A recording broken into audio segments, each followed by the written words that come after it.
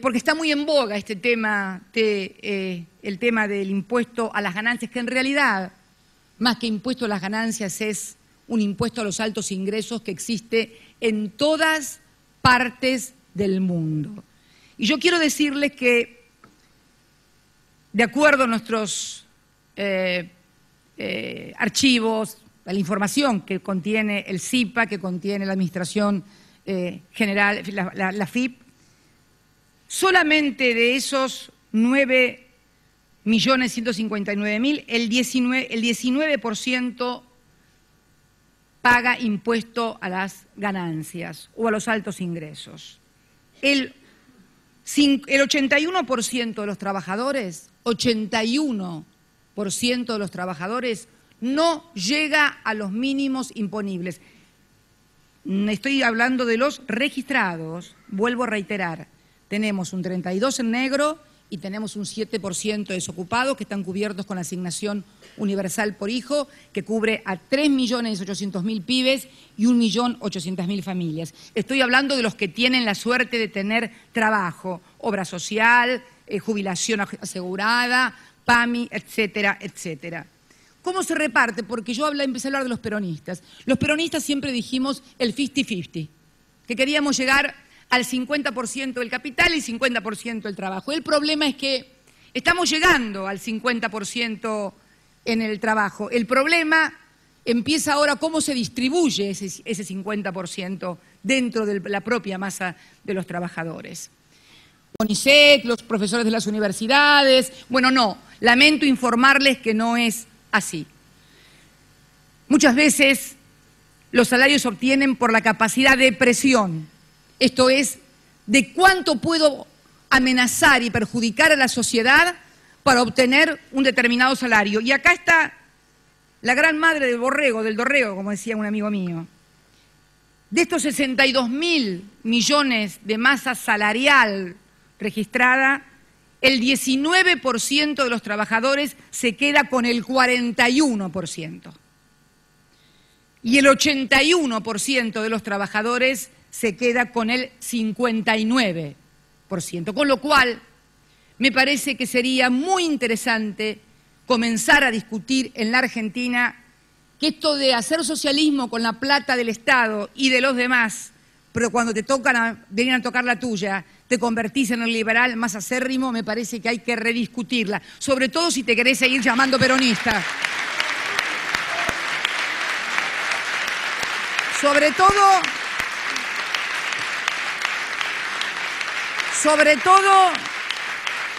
si te querés seguir llamando peronista.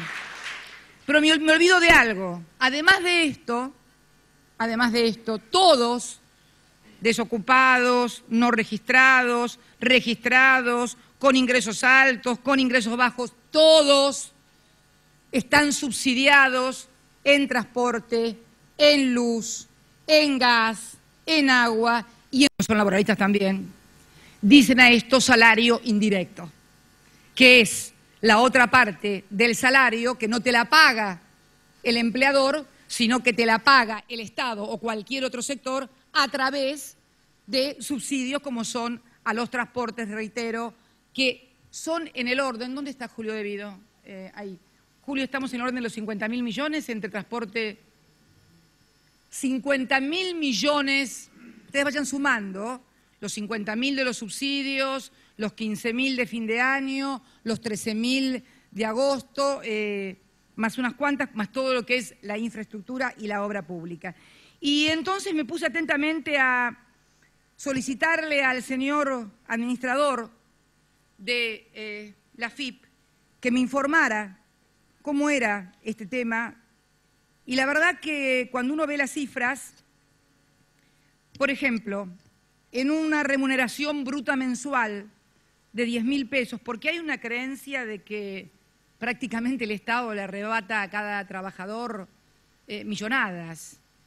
Yo quiero decirles a ustedes que, por ejemplo, en una remuneración bruta mensual de 10.000 pesos de un empleado soltero, el primer descuento no es el de ganancias. El primer descuento se integra por los aportes personales del trabajador. ¿Qué se integran?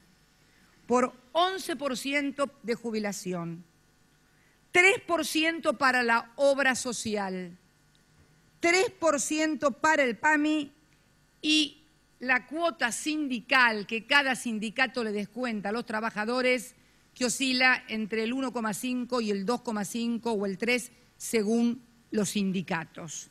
Todo eso conforma el 17% que se descuenta primero, y sobre el remanente recién se aplica el impuesto a los altos ingresos.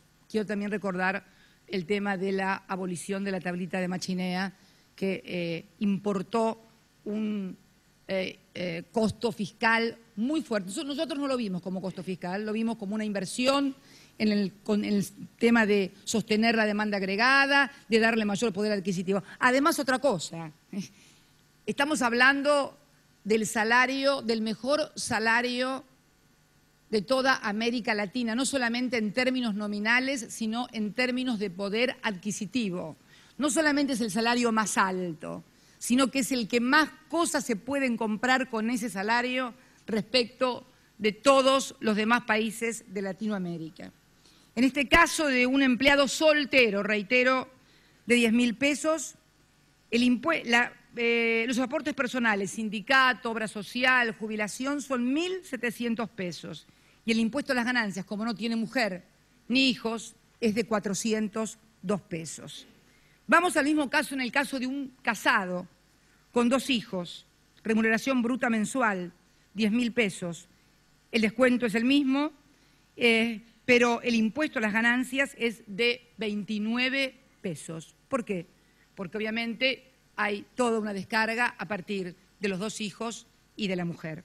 Le pedí que me hiciera otro ejercicio, que es el ejercicio el más bajo, de dónde está hoy colocado el mínimo no imponible. El mínimo no imponible que venimos modificando todos los años, además, salvo en el año 2009, que fue el año de la crisis, donde tomamos medidas que necesitábamos cuidar necesariamente las cuentas fiscales porque necesitamos seguir inyectando dinero del Estado al mercado ante la crisis mundial. En el año 2009 no se modificó el mínimo no imponible. Hoy estamos en una crisis, si no parecida, casi igual a la que se vivió después de la caída de Lehman Brothers. Le pedí que me hiciera el cálculo sobre lo mínimo. Remuneración bruta mensual de 7.000 pesos de un empleado soltero. En este caso, también un 17%, el descuento es 1.190 y el sueldo neto antes de descontarle ganancias es de 5.800 y el impuesto a las ganancias es 3 pesos. En el caso de una remuneración bruta mensual de 9.700 pesos, ¿por qué digo 9.700 pesos? Porque hoy el mínimo no imponible para el casado con 2 hijos es de 9.700 pesos. Si cobras por abajo de 9.700 pesos, no tenés impuesto a los altos ingresos. En este caso, un trabajador 9.700 pesos estaría tributando aportes personales, reitero, obras sociales, cuota sindical, jubilación, PAMI, 1.649 e impuesto a los altos ingresos 5 pesos.